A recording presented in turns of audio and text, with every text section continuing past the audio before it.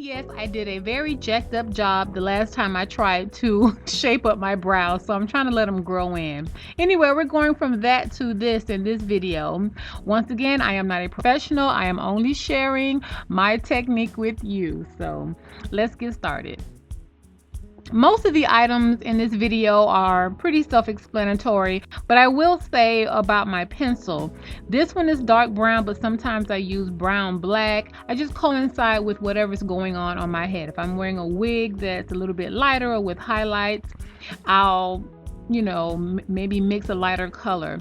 But generally, I like to match what's going on my head. You would use whatever color works best for you. When you look in the mirror, you should be satisfied with what you see. In terms of precision, I like to have my pencil as sharp as possible. I find that dull pencils don't allow me to place the color exactly where I want it to go. As you see, it's very important here that I place the color exactly where I want it to go.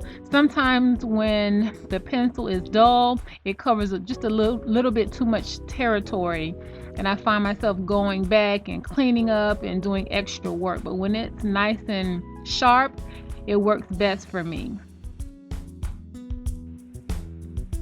All right, so that's where we are so far. And this will be a good time to clean up any stray hairs that you may see if you like.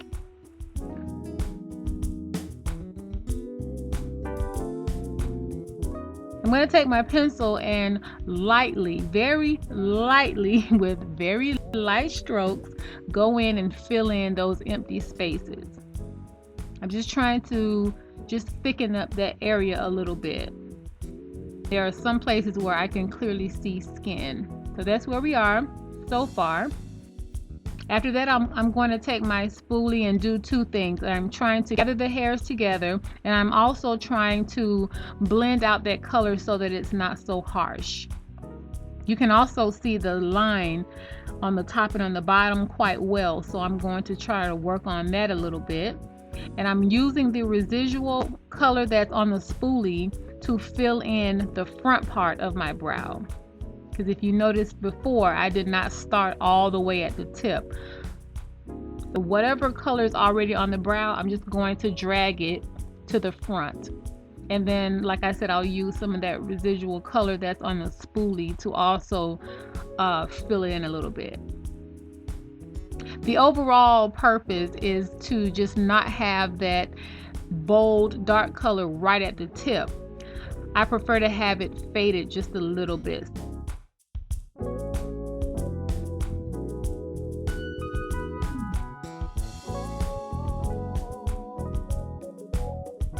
So as you see my skin there, and then a little bit of color, a little bit more color, and then it just gets darker toward the end.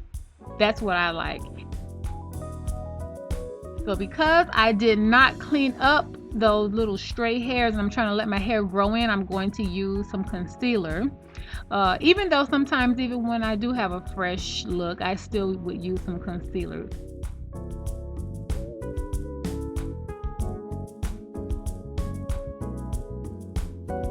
This is one brush that I use. I used to use it, but this one right here is what I reach for all the time now. It's my favorite one so far.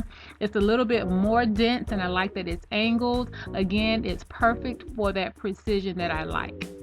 So just take a little bit of that concealer and carefully place it right underneath my brow. So two things I'm doing here. I'm trying to correct a little bit of that hair that you can see that I chose not to tweeze away or, razor away. And I'm also trying to thin out the brow a little bit. It's just a bit too thick for me. So I'm going to go up just slightly into what I've already placed. I don't know if you can see, it's not very dramatic. I'm just going up a little bit. So I'll get a little bit more concealer and just go a little bit up further into what I've already placed. Okay, and then I'll just blend that color right on out. Sometimes I choose to leave a little bit of that color there to act as a highlighter, but most times I want to just go ahead and get rid of it. Also, there are times when I will go up top and do the same thing. I don't always do that, but for the sake of this video, I'll just show you what I do and how. I do the exact same thing. So to further thin out my brow, I just go down a little bit into the brow and just try to correct it. Very simple, very easy. But I do want to point out here that I'm being very careful to blend out that color. I switched to that first brush I showed you because it's a little bit cleaner, and because I want to get rid of that highlighter color. Normally I would use a Q-tip, but I don't have a Q-tip, so I'm using my finger. But you definitely don't want to consider yourself finished until all of that light color is gone. Blend, blend, blend until you see that, you know, that concealer is gone. And this is my favorite eyebrow gel to date. I love this stuff.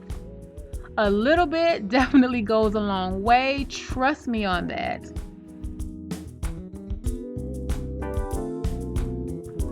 So I'm taking a brush by BH Cosmetics, and this is good to just set, you know, whatever work you did on your brows, whether you used powder or like I used a pencil. It just helps to set everything in place. And you got to move quickly because, as you can see on the back of my hand, it's already beginning to dry. So that's one of the first things I noticed. You got to know where you want to put it and hurry up and do it. But trust me, it lasts, it certainly lasts. Oh my goodness, I love this stuff. Wherever you put it, that's where it's going to stay until you take it off. Trust me. So after that, I just go right behind that with my spoolie and blend some more. Just continue to blend until you get it looking the way you want it to look. I'm just gathering up the hairs, trying to help them go in the same direction, and I'm also taking out that harshness by continuing to go over it.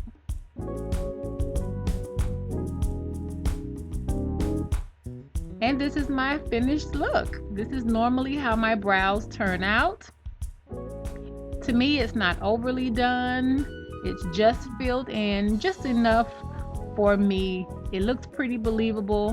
Here's my before and here's my after.